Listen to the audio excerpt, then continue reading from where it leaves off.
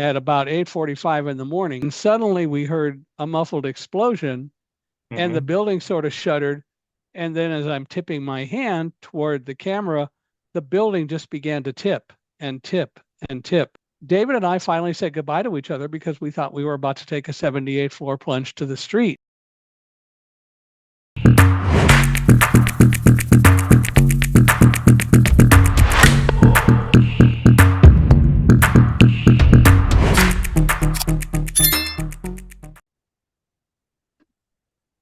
Good morning, good afternoon, and good evening to our audience across the world. This is your host, Sid, and welcome back to another episode of Sit Down with Sid podcast, where we bring people together around the world, one conversation at a time. For most, September 11th, 2001 is a moment seen through headlines. For my guest today, it was a journey felt through sound, touch, and an unbreakable bond of trust. Imagine being on the 78th floor of the North Tower as it began to tilt, unable to see the chaos and relying on the four paws of a yellow Labrador named Roselle. Michael Hingson is a physicist, number one New York Times bestselling author, and a leader in the access revolution. Today, we explore the guide dog mindset, learning how to blind ourselves to fear and move forward when we cannot see the path ahead. Before we begin, please be advised that this episode contains first-hand accounts of the September 11th attacks. Listener discretion is advised. Michael, it is a true honor to have you here with us. Thank you. It's a pleasure to be here. Perfect. Michael, okay. For those who are just meeting you for the first time, could you share your background from being born blind in a Sure. world not built for you to your master's in physics and how your parents' unwavering belief in your potential paved the way for your independence? Sure. So, if we're going to be absolutely technical, I was not born blind, but I was born 2 months premature and put in an incubator. And that pure oxygen environment caused the retina not to develop properly. And so the result was that I very quickly became blind, but no one discovered that Hmm. until about 4 months after I was born. And when it was discovered and we were living in Chicago, which is where I was born at the time, um, my parents were told by the doctors that they ought to just send me to a home for handicapped children because no blind child could ever grow up to Hmm. amount to anything and to accomplish anything, and all I would be a drain on the family. And my parents said, absolutely not. You're not right. He can grow up to do whatever he chooses, and we're going to give him that opportunity. And so I was raised with that kind of an attitude. My parents, in that regard, were pretty special. Um, I've met other people who were born in the same general time frame as I, and they've ranged from parents who also felt the same way as my parents to parents who really didn't have as positive an attitude about blindness, and so the children didn't necessarily grow up with as much of a positive attitude as they could have. But for me, fortunately, I grew up with an attitude that said that blindness wasn't really going to be the problem as such. The problem would be people's attitudes, and it also would be, as you pointed out, the fact that the world was really designed around eyesight. And that is an attitudinal issue more than anything else, because in reality, just because people can see it doesn't make them necessarily better than those of us who don't have eyesight. Unfortunately, too many people think that it does. I'm constantly referred to as visually impaired, which is gross. It's a horrible, very bad comment to make. First of all, visually, I'm not Hmm. different simply because I don't see. Visually, I'm not different because I'm blind. Impaired, I am not just because I can't see. Um, any more than you, as a light dependent person, are impaired when the lights go out. Um, because today, we have spent the last 147, 148 years, ever since Thomas Edison invented the electric light bulb, we've been developing technology to make sure that you have light on demand all the time. So what does that do? That covers up your disability, but the disability is still there if you don't have a smartphone or a candle or a flashlight or something when the power goes out and you lose light. The reality is it doesn't matter whether you're light dependent or light independent. disability is a characteristic that we all face. And it's something that I've learned over the years. And whether people want to accept it or not doesn't change the reality that blindness isn't the problem. It's people's attitudes about blindness that tend to really be the difficulty. And that's essentially, perhaps instinctively, what my parents felt when they said he could grow up to do anything that he wants. Well, they brought me up that way. Mm-hmm. And when we moved to California when I was 5, I went to kindergarten out here. I also went to kindergarten in Illinois from 4 to 5. But when I moved out here, the school district wouldn't let me go straight into first grade at the age of 5. So I had to have a second year of kindergarten, which was okay. It wasn't very exciting. And I really didn't get access to a lot of Braille other than in my first year of kindergarten here in Chicago. I didn't get access to material I could read until I went into the fourth grade, Mm-hmm. when a teacher was hired who helped with all that. But the bottom line is that I learned the things that I needed to learn. My parents helped along the way. I learned to do math in my head. I learned how to deal with other things. And then when I started getting Braille material, that helped a lot. I went to regular public school. I Mm-hmm. started riding a bike on my own when I was about 7 years old, and and I rode bikes to school. And why not? People say, "Well, you couldn't see. How could you ride a bike?" Well, I can hear, and I could hear if there are cars coming up from behind me or coming toward me in front of me. I can also hear if there are cars parked on the side of the road, which oftentimes, of course, people do. And I could either go around them or do whatever was necessary, but I could hear all of that. It's all about Mm-hmm. information. And so I learned how to process information. When I went into high school, I was able to get my first guide dog, which Mm-hmm. helped a great deal because I hadn't learned to use a white cane or anything like that prior to Mm-hmm. going into high school. So I didn't have access to some things that might have helped a little bit, but I got a guide dog. And what I learned is that people's perceptions and ideas about guide dogs are all wrong. Mm-hmm. Guide dogs, for example, don't lead blind people. Guide dogs make sure that we walk safely. It's my responsibility as part of the team of me and a guide dog. Mm-hmm. It's my responsibility to know where to go and how to get there. And there are a lot of ways to learn that. It's easier now than it used to be because there are a lot of pieces of technology I can use when I was growing up. But I learned how to travel. I learned how to use a guide dog. I learned where things were so I could give the dog directions and tell the dog when I wanted it to go left, right, and so on, and Mm-hmm. travel around. And so the bottom line is that I learned how to work with this other creature that didn't speak the same language that I did, but I Mm-hmm. learned how to create a team. And that's what I did and what people who use guide dogs learn is how to work as part of a team. And we each have a job to do. The dog's job is, as I said, to make sure we walk safely, to make sure we don't fall off a curb or fall downstairs or whatever. My job is to know where to go and how to get there and give the dog directions every step of the way. And so it's a trusting relationship that builds over time.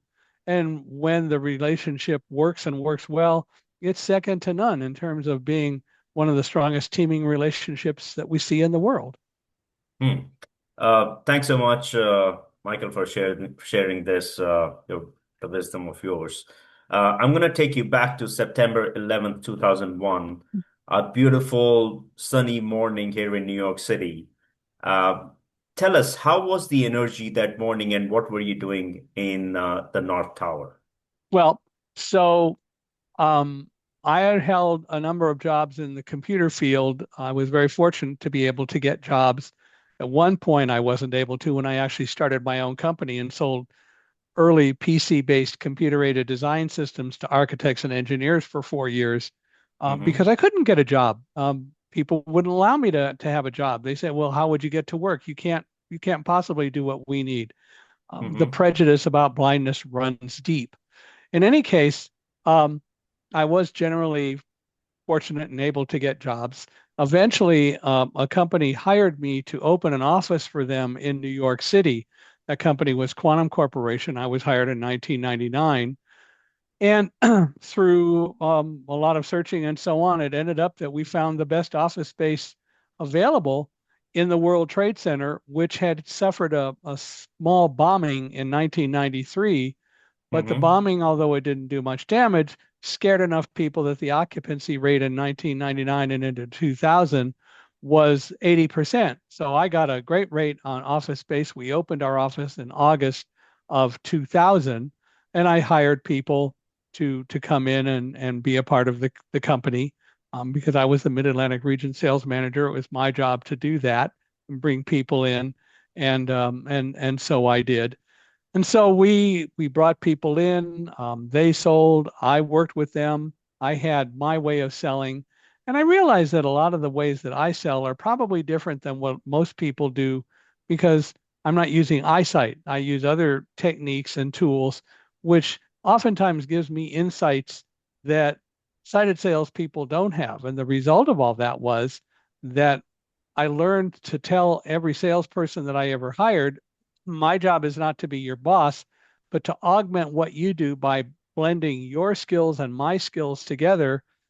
And when we work together, we can do more than we can do apart. And some people didn't get that, and some people did. And the people who got it were always more successful than the people Mm-hmm. who just decided to do things on their own.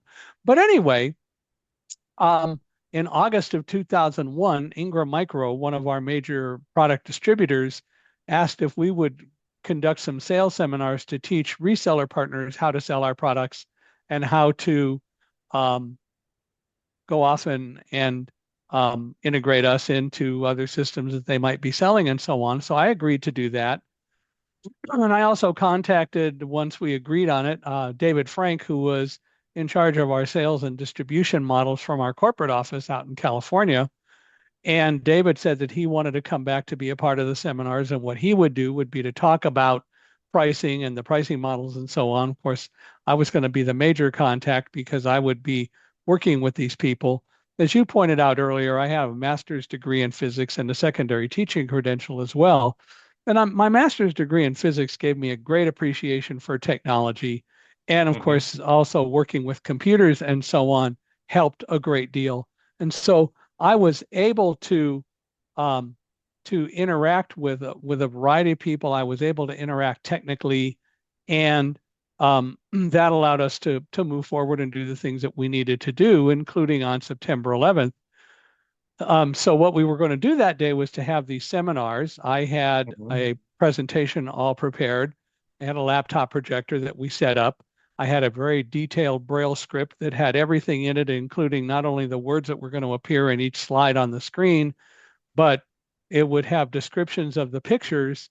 And for me specifically, my wife and I put into um, the script information that told me exactly on a screen where different parts of a picture would be displayed. So I could just reach up and point to different things because I practiced doing that, and I could say where they were. And the advantage of that was I never had to look away from the audience. I didn't need to look at the screen, which Mm-hmm. which was a lot of fun. I actually had one guy once tell me he was mad at me, and the whole audience was mad at me because they forgot I was blind. I never looked away from the audience. I never looked at the screen. And I said, well, so? And he said, oh, I want you to know your presentation was great. It was probably the most interesting and relevant presentation we've ever had. But, we forgot you were blind. We didn't dare fall asleep. And so I just said, well, don't worry about it because my dog was taking notes down here and we would have got you anyway. But, but the point is that I learned how to do those things because I needed to be able to do those things. And blindness doesn't prevent me from doing it. I might not do presentations exactly the way you would, but so what? That's not the issue. The fact of the Mm-hmm. matter is that I gave good presentations and people said so. Anyway, so we were all set to do the presentations and we had a slideshow set up. David arrived about 8 o'clock. I got in about 7:40, and when I got to the office, there was a gentleman with a cart who was standing there waiting. We had ordered breakfast for the early arrivals and so on. So I showed him where to set up. I went and got the projector and so on. We set everything up. David came in. We did final aiming of the projector to make sure it showed appropriately where we wanted it to show on the screen.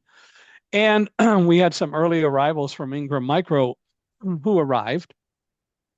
The last thing we had to do before the seminar would begin was to create a list on letterhead of all the people who would be attending the seminar that day. And the reason that we had to create a list is that was the most efficient way for us to get information to the Port Authority security people about who would be coming to the seminar. If we Mm-hmm. created a list, if we put it on letterhead, we faxed it to them, then they could look at the list. They knew it came from us because it was on letterhead. And they could, when anyone came and said, I'm supposed to go to the quantum seminar, they could look at that person's ID, check their name off the list, give them a badge with a key to be able to get into the elevators, and they could come straight up. If we didn't fax the list, then they would have had to call us every time someone came to verify that they were allowed to come up. So we wanted to create the list because we had over 50 people planning to attend the 4 seminars that day.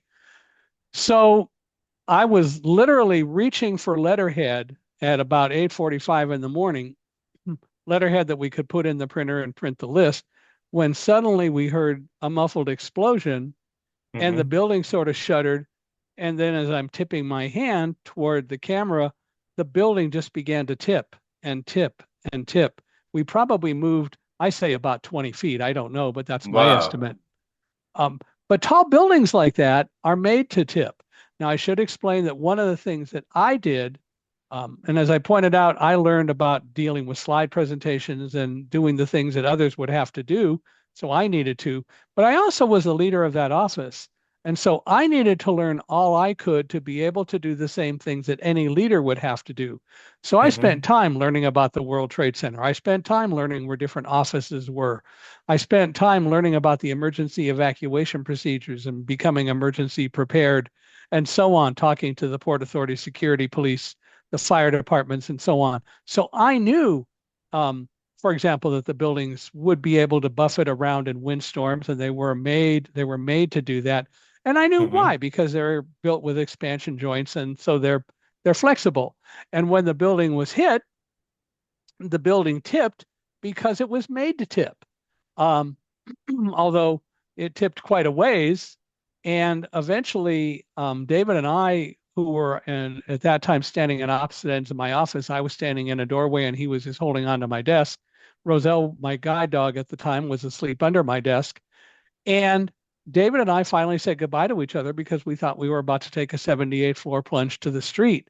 But about that time, the building stopped moving and it Mm-hmm. started coming back the other way. And I remember letting out my breath. I was really worried because I had thought we were going to take a 78th floor plunge to the street. Well, that didn't happen. And the building became vertical again. I went back into the office. I met Roselle coming out from under my desk. I took her leash. I told her to heel, which meant to come around on my left side and sit, which she did. And about that time, the building dropped straight down about 6 feet. And that was because it was supposed to. The building went back to its normal configuration. The expansion joints that flexed Mm-hmm. when it was hit went back to their normal configuration. As soon as the building stopped moving, David um, looked around and he started shouting, "Oh my God, Mike, there's fire and smoke above us. We got to get out of here. We can't stay here. There's fire and smoke. We're on fire. We got to get out of here." And there were things brushing by outside our window. He said, "There are millions of pieces of burning paper falling outside the window. We got to get out of here right now." And so I knew from what he said that that noise I was hearing were the millions of pieces of burning paper falling outside the window.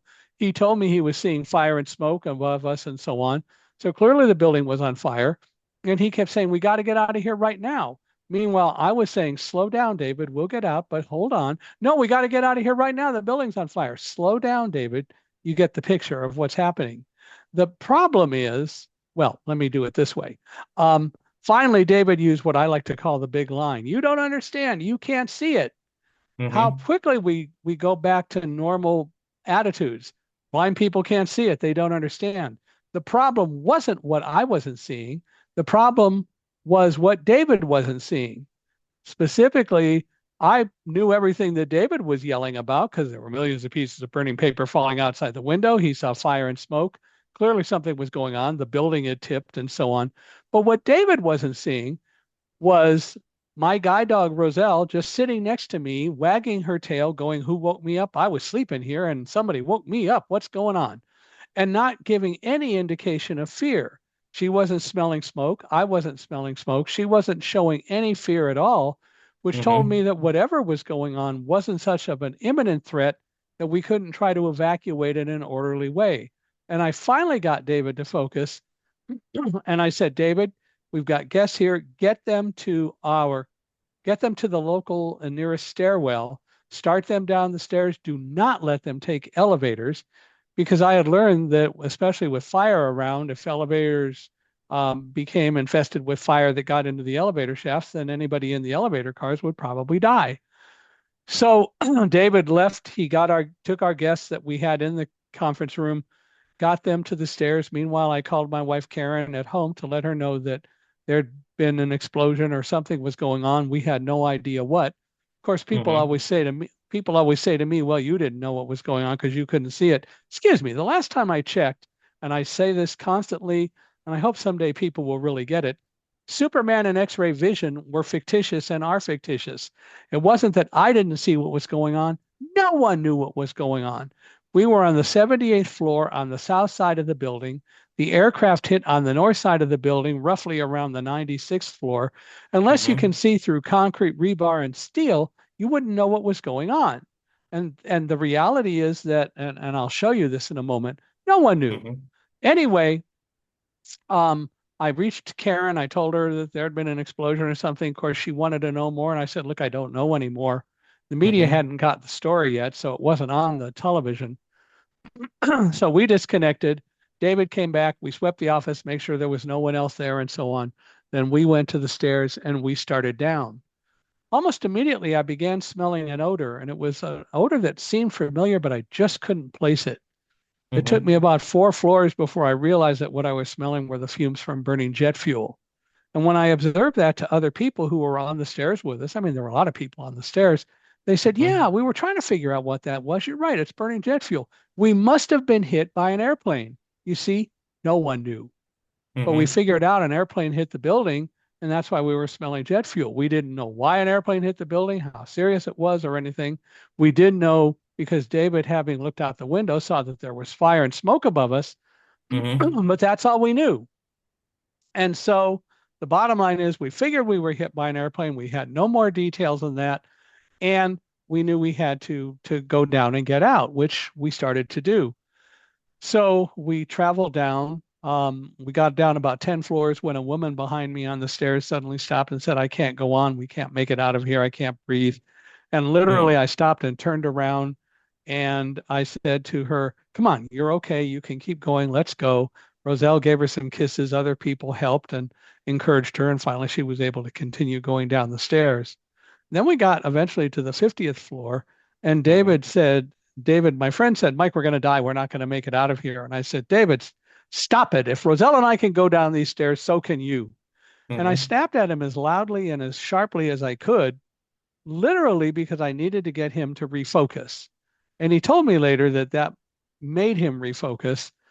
And what he said was, I want to walk a floor below you on the stairs and tell you, and I'll shout up to you what I see on the stairs. Is that okay? And I said, sure. And he did. So I got down to the 48th floor, for example, and suddenly David shouts up, hey, I'm at the 47th floor. All's clear here. Going on down. And I get Mm-hmm. to the 47th floor, and David, I'm at the 46th floor. I go down a couple more floors. I'm at floor 45. David, I'm at the 44th floor. This is where the Port Authority cafeteria is. Not stopping, going on down.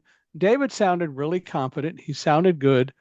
And I mention all of this because I think that what David did was extremely important and is something that people don't tend to mention. That is this: David shouting up to me had to be heard by hundreds of or thousands of people on the stairs who Mm-hmm. heard somebody saying, I'm okay on the stairs. And the result of that is that they realized that if he was okay, if there was somebody on the stairs who was okay, then they were probably okay. And it kept them from panicking. David had to prevent lots of people from panicking as we went down the stairs because of that. So David Mm-hmm. kept shouting up everything that he was seeing as he went down each floor, and I followed him. And we eventually made it to the first floor. Mm-hmm. And David got there, of course, a floor below us. And then I got down to the first floor, had to run through a curtain of water because there was a curtain of water that was designed to keep fire if it was in the stairwell out of the first floor lobby, or if it was in the lobby, it Mm-hmm. wouldn't allow it into the first floor. So Mm-hmm. we went through the water, came out the other side. David was there waiting for me. We no sooner than got reconnected than this guy comes up. He's with the FBI and he said, I'll get you where you need to go. And I Mm-hmm. said, what's going on? And he said, no time to tell you. Now, Mm-hmm. I'm going to stop and say, of course, I wish he had told me. He didn't know me, so I can appreciate why he didn't. But do you get the impression that I like information? And it would have been better if I'd been able to get information that actually might have made differences in some of the choices that we made, but that's okay. In any case, he got us across out of Tower One, across the whole complex, up an escalator by a Borders bookstore, and finally Mm-hmm. outside at 9:45 in the morning. So roughly an hour from the time the plane hit, we got outside. And as soon as we got out, David looked around and he said, Mike, there's fire in Tower Two. Mm-hmm. And I said, what are you talking about? And he said, there's fire in the second tower. And I said, are you sure? And he said, yeah. Well, we didn't feel it. We didn't hear anything about it going down the stairs. In any case, we decided that we would we were told to leave the area. So we walked over to Broadway. We went north on Broadway on the west side, or as we were walking up the left side of the street. So there was a building to my left and Broadway to my right. And we Mm-hmm. walked up several streets and we finally got to Vesey Street, where we stopped because David said, we're really close to Tower Two. I can see the fire real clearly. I'd like to take some pictures. And I said, okay. So we stopped. He took some pictures. He got his camera out and was taking shots. I got out my phone. I tried to call my wife, Karen. I wasn't able to reach her. As we now know, circuits were busy with people saying goodbye to loved ones. I literally had just put my phone away and David was putting his camera away when a police officer yelled, "Get out of here. It's coming down now." We heard this rumble that became this deafening roar. I describe Mm-hmm. it as kind of a I describe it as kind of a combination of a freight train and a waterfall. You could hear metal clattering, you could hear glass breaking, and then the white noise of Tower Two, which was like 100 yards away from us, collapsing. Everyone ran in different directions. David ran, he was gone. I turned Roselle 180 degrees and started running back the way we came. We Mm-hmm. got to the next street that we had crossed a little while before, Fulton Street, turned right on Fulton Street. I ran about 25 yards and I caught up to David. And David had apologized that he had just run off. He was going to come back and try to find me, but I found him first. So we kept running. We got caught in all the dirt and debris, the dust cloud from Tower Two's collapse. And we Mm-hmm. eventually were looking for a building to go inside of, and we found an entrance to what ended up being the Fulton Street subway station. So we went down a couple of floors through a small um, arcade area, and we were standing in this area 2 floors down, if you will, when this guy comes up and he said, "I'm with the subway system. My name is Lou. I'll get you to a place where you can kind of rest." And there were about 8 or 9 of us. And he took us down further into an employee locker room where we sat and hacked and coughed and tried to clear our lungs and so on.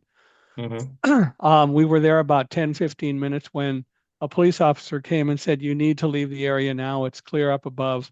And we followed him back up the stairs through the little subway arcade, up the Mm-hmm. last 2 flights of stairs and got outside. And when we got outside, well, I don't know where he went, but David looked around and he said, "Oh my God, Mike, there's no Tower Two anymore." And I said, "What do you see, David?" He said, "All Mm-hmm. I see are pillars of smoke hundreds of feet tall." Mm-hmm. And so, um, I said, "Are you sure?" And he said, "Yeah, it's gone." So we stood there for a moment, and then we continued to walk west on Fulton Street for about 10 minutes. And then we heard that freight train waterfall sound again, Mm-hmm. which we realized was probably our tower collapsing. And David looked back and he said, "I see another dust cloud coming at us." We were in a little plaza area where there was a retaining wall. So we got down behind the retaining wall and we just waited until everything passed us by.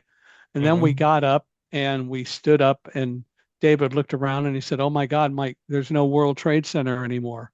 And I said, "What do you see?" And he said, "All I see are fingers of fire and smoke hundreds of feet tall and pillars of smoke and it's all gone." We just stood there, not really being able to process it for a moment. Then I Mm-hmm. tried to call my wife, and this time I actually got through, and she's the first one who told us how two aircraft had been hijacked and crashed into the towers, one into the Pentagon, and a fourth was still missing over Pennsylvania at the time. Mm-hmm. And so that's essentially what happened. For most of the rest of the day, we worked at getting up toward Midtown Manhattan. We ended up at an apartment of a friend of David's in the University District, and then later we learned that the trains were running back to New Jersey. So Mm-hmm. David and I walked and then took a bus up to Penn Station in New York City, where I caught a train going to Newark, and then I was going to go home to Westfield where we lived. David left me, and he walked on up to the Upper East Side, which is where his sister lived, um, Mm-hmm. because that's where she was, and so he wanted to go back and be with her, which of course I understood. So, meanwhile, a longtime friend of ours, Tom Painter, who Karen had known in high school, my wife had known in high school out in California, also lived in New Jersey. And Mm-hmm.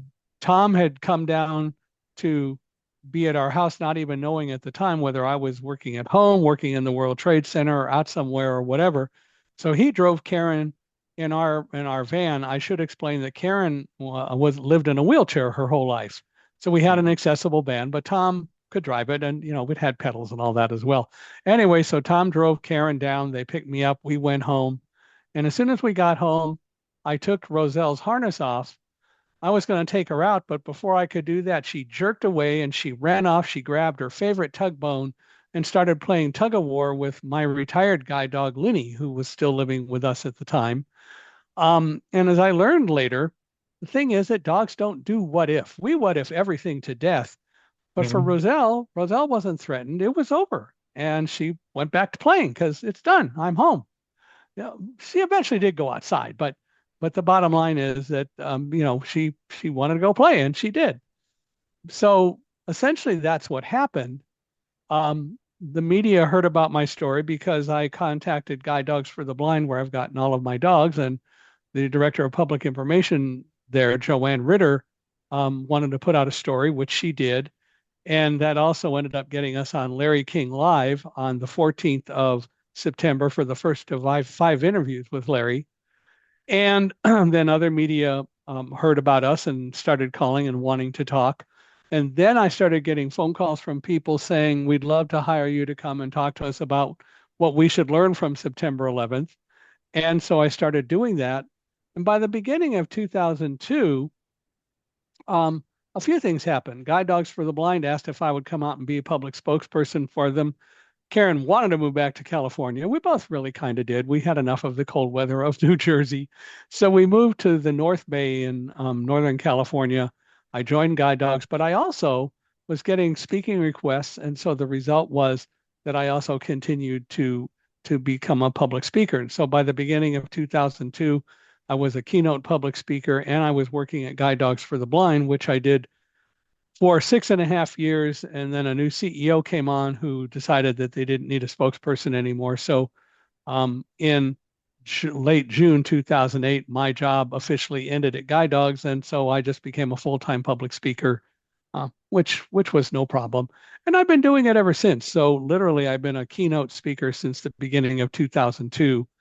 In 2010, I began writing a book with someone I met, Susie Flory, and in 2011, Thunderdog, the true story of a blind man, his guide dog, and the triumph of trust at Ground Zero was published.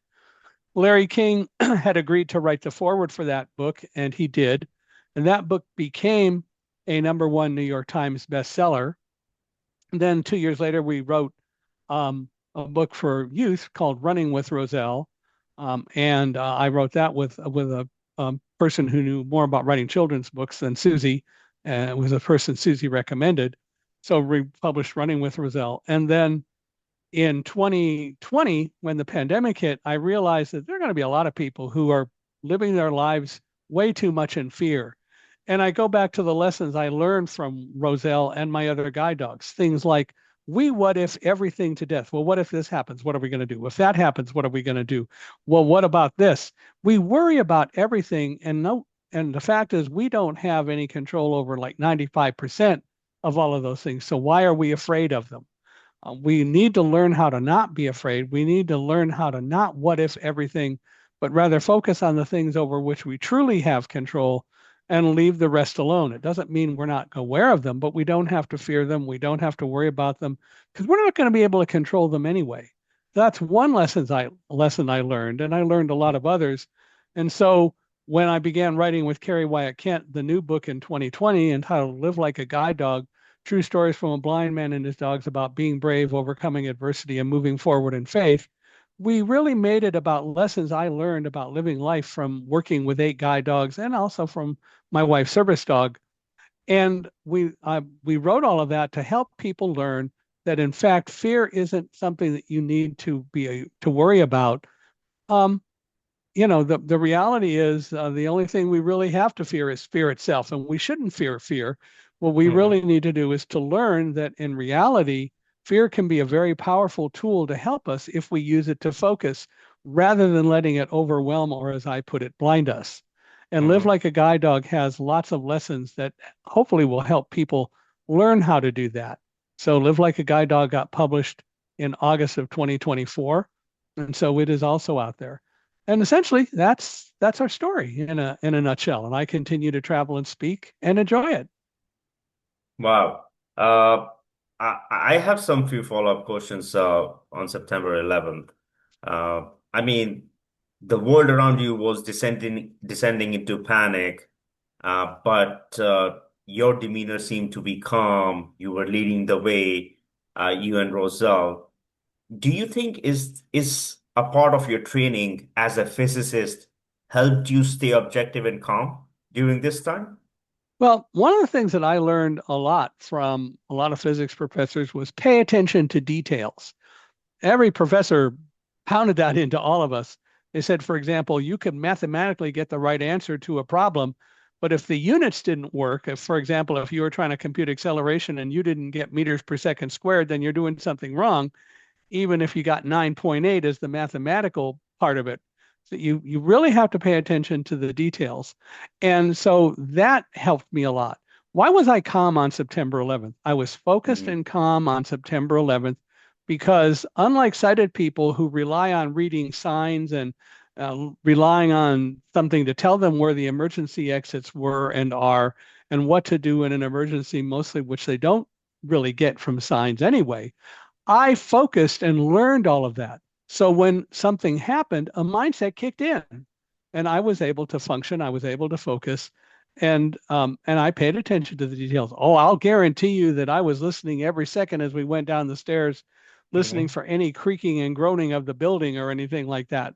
But by the same token, um, I wasn't going to worry about it a whole lot because there was nothing I could do about it. What I needed to do was to focus on encouraging Roselle because Hmm. Roselle certainly had to sense all the fear and concern around us. Hmm. So I needed to constantly convey to her, we're okay. Let's just keep going. Telling her she's a good dog. What a good dog. Keep going. What a good dog. And Hmm. sounding calm and keeping her focused, which did help other people. So I've been told by some of them who followed us down the stairs because we remained calm, and so they did as well. Hmm. But the fact of the matter is that it all happened because I had learned what to do. Hmm. Okay. I know that many people have said that your guide dog Roselle saved you that day, but you've always described it as a team effort. What did that experience teach you about the difference between being a rescuer and being a partner? Well, rescuers can be partners too, but the fact is that um, I've I've always with every guide dog I've had, I've learned and I've learned more to articulate it with every new dog. But I've learned that we're a team and we have to work as a team. And also, I'm the team leader.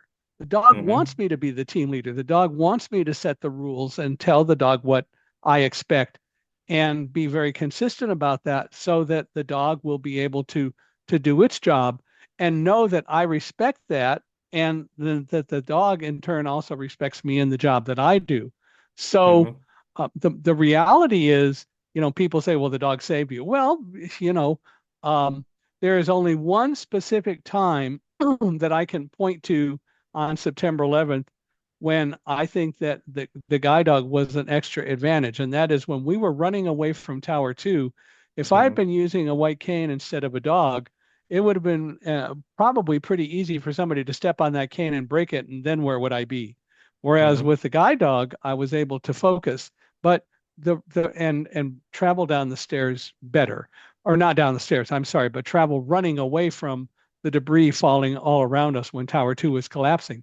But going Hmm. down the stairs and so on, I could have used a white cane just as easily as a dog, Hmm. and traveled as well. The issue isn't dog or cane. The issue is having the knowledge to know what to do. And I Hmm. learned what to do and how to travel, and I learned how to go downstairs. I learned about the different things that I might have to face. So it's all about having that knowledge. And one of the lessons I would point out to everyone who is listening or watching this podcast is Hmm. you should not just rely on signs. They're lovely little things. They're very convenient, but learn everything that you can. Learn what the emergency evacuation procedures are. Learn all you can about your surroundings and so on, so that it becomes ingrained in you because it will save your life if there's ever an emergency. And hopefully there would never be an emergency that you need it, but it's better to know it than not. Hmm. Uh, Michael, I know you had mentioned that once you escaped the towers, you appeared on Larry King, and you were getting all these media appearances requests. Uh, did at any point you ever felt a conflict between the world calling you a hero, or your own internal feeling that you were simply a man doing his job with his partner, Rosa? No, I appreciate that people say that. Um, I don't view myself really as heroic in any way. I did my Hmm. job, but I also realized something else, and that is that because of all the requests I've had to speak, that I continue to have as a speaker and so on, um, my job is to teach people, to help educate people, both about blindness and blind people, but also about life and things that they can do to live their lives better, because of the things that I learned and that I know. So Hmm. I believe that all of us have experiences that others don't have, and that we all can be teachers in so many different ways. But for me, there are so many things that I did learn that I get the honor and joy of being able to pass on to other people. And so that's what I do. So conflict, no. If people want to call me a hero, they're welcome to do that. For Hmm. me, um, I simply believe that I listened to the voice of God on September 11th. I continue to do that, and I travel and speak to try to educate people and to help people learn how they might be able to be more productive in what they do. And if I help in any way, that's great. Hmm. That's what I want to do. Great. Now, within months of the attacks, you left your corporate job to advocate for guide dogs and accessibility. Hmm. Was there a specific moment for you where you realized your life's work was no longer about technology, but about changing how the world views disability?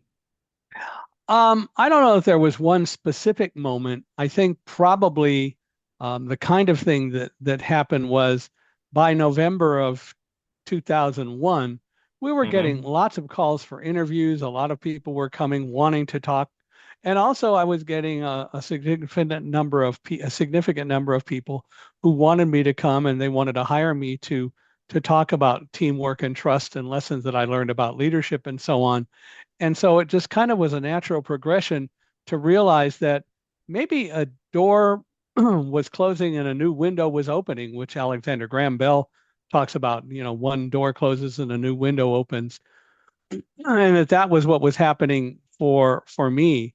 And it just gradually became pretty obvious that in fact going out and doing more to help other people by learning what to do, and recognizing that in reality, um, that blindness isn't the problem, but we do need to all learn how to work together and accomplish different tasks.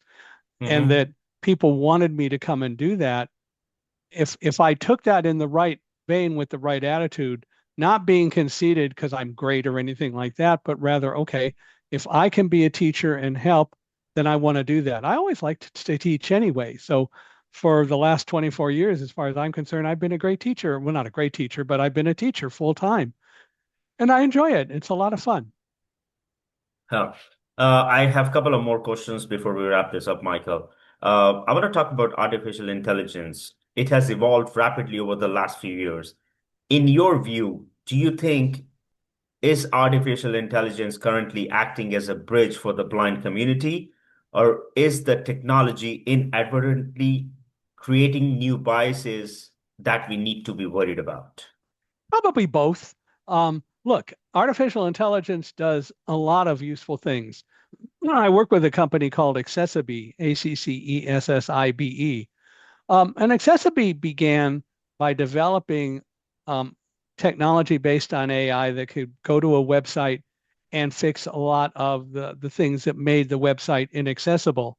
The problem is that I think that too many people, including a number at Accessibe, thought AI is going to fix everything and we don't have to worry about anything else. And that certainly isn't true. Just like autonomous vehicles don't fix everything yet. Will the day come that AI fixes everything? I don't think so. I think that humans are always going to have a step up on AI, but I think that AI is a great tool. But AI, in terms of what it did with Accessibe, really only opened the door to Accessibe doing other things. So now, although Accessibe does use AI to help in making internet websites more inclusive, Hmm. there's a lot more to it than AI. I also know of a company called Agiga, Agiga, and Agiga is a company that makes a pair of smart glasses called EchoVision. And with the smart glasses, I can put them on, I can push a button, and it will literally describe everything around me. And it's using AI to do a lot of that recognition. I can also use it to read documents. I could describe specific scenes. So Hmm. there are a number of things that I can do with the EchoVision glasses, and AI definitely helps with that. There's a Hmm. company called Ira, AIRA, Artificial Intelligent Remote Assistant. Ira is a company that typically hires agents who can interact with me. I can run the Ira app and they can see whatever my phone camera sees and describe. They're trained to describe. So I can use them to travel through airports and so on in ways that I wasn't able to do prior to IRA. And IRA agents are able to help me get access to visual information that I otherwise might not get. Even Hmm. IRA now is starting to use AI to do more of that, not to eliminate agents, but to take some of the slack away from the things that are more routine that agents can leave to AI so that the agents can do more effective things that are more sophisticated that AI today can't do. Hmm. So I think that artificial intelligence is here. I think that some people are going to misuse it. I appreciate that, but I think AI is going to help and does help in so many different ways that we're going to be able to see it continue to be around, and it's going to help. Um, so I use AI regularly. I've written articles where I've asked AI to give me its ideas, but the articles still have to be my ideas. The articles still have to be me. So I don't let AI write an article. Um, I'll tell you something that I heard early on when I started hearing about AI. Hmm. People were complaining that students would let AI write their papers for them. Excuse me. And my response was, great, let AI write students' papers for them. Let the students turn the papers in.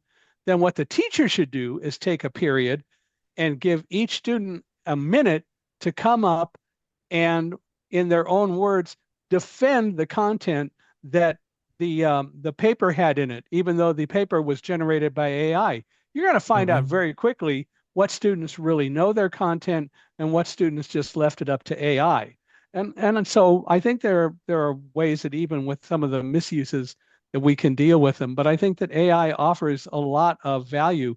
I understand AI was very instrumental in developing the viruses that the vaccines that we deal with COVID now. And so I think there are a lot of ways that AI can be very helpful.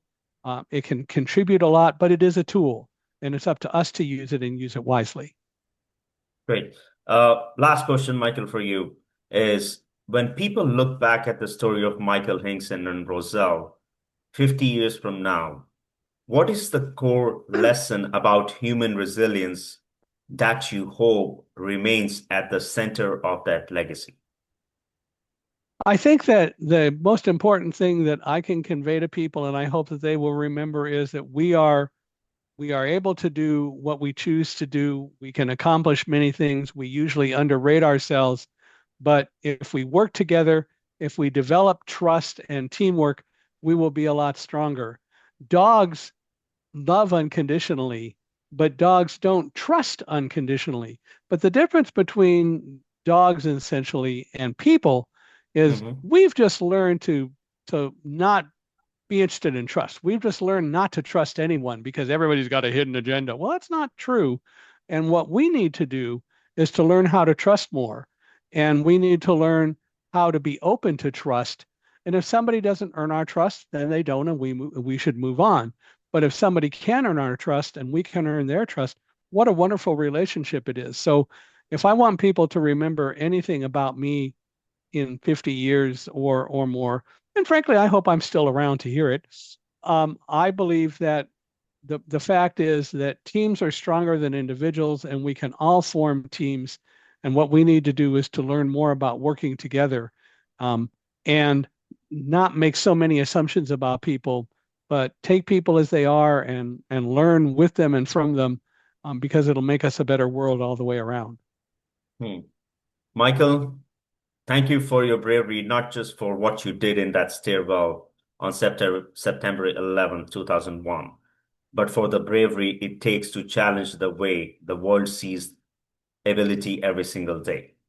To our audience, if Michael's story shifted your perspective today, please hit the subscribe button and share this episode. Every share helps ensure that we not only never forget, but that we continue to build a world where everyone, regardless of how they see, has a seat at the table. Well, Michael and Hingson, I would also say if people want please. to explore me being a speaker at an event that they might be involved with, they're welcome to do that. I'm always looking for speaking engagements. It's fun, keeps me busy.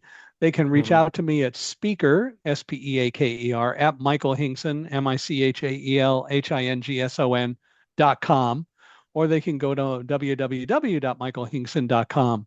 But would love to interact with them and meet them and hopefully be able to work with them and find more speaking engagements. It's a lot of fun. Speaking is what my life is these days, and I enjoy it. So I hope that I will hear from people. We also have a podcast called Unstoppable Mindset.